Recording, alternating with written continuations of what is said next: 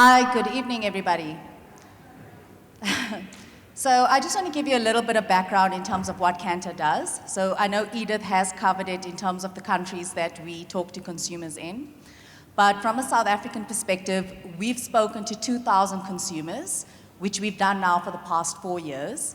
So we conduct a representative sample. So it's fair, it's non-biased, and obviously it's from the consumer point of view. So we ask 5 survey questions where the consumer would rate different products based on appeal, uniqueness, innovation, satisfaction, and appeal.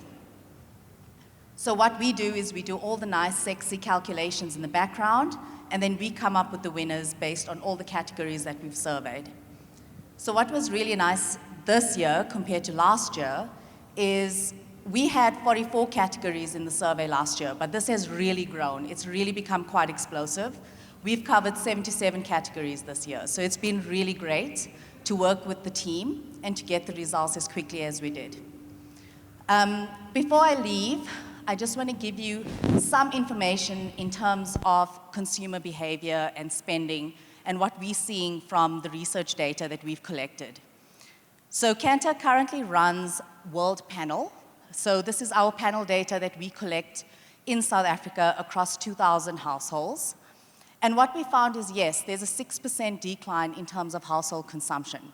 That's because there is a lot of economic pressure. We know that consumers are struggling, but it's a mixed bag of results. So it's not necessarily bad news for everyone, but this is where that theme of innovation comes in.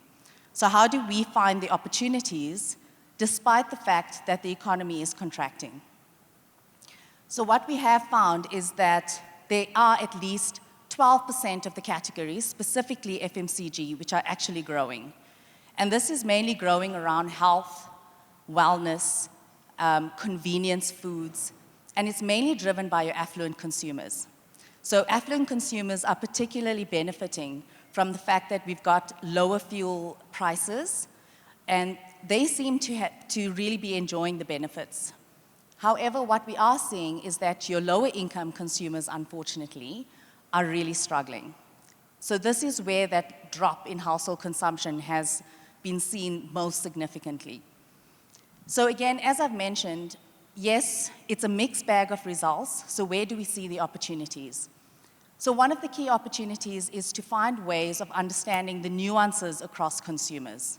We need to understand consumer behavior, we need to understand what their needs are, and then develop innovation that's aligned to that. So when we look at lower income consumers, what we have found from the research in particular is that they are most receptive to products that are accessible. So how do we make products accessible? We make products accessible by making them affordable, making them available. So what we're seeing from the retail chain is that your private label supermarkets, not necessarily your big supermarkets like ShopRite, are actually growing in terms of value. So we've seen an 18% growth in value. And this is compared to your bigger supermarket chains, which have actually declined slightly compared to last year. So the opportunity arises now in terms of developing partnerships now with these private label supermarkets, especially when you look at your non-metro areas. And this is how we can access those lower SEM groups more successfully. So in terms of the opportunities amongst your affluent customers, as I've mentioned, these guys are a lot more receptive now to your wellness products, your convenience products, and your indulgence products. So we've seen quite significant growth across these kind of products now compared to last year. So what can we do? What are the final thoughts in terms of how we can access these consumers? So really, at the end of the day, we need to be able to find that balance between value and aspiration, as well as innovation and accessibility. Thank you.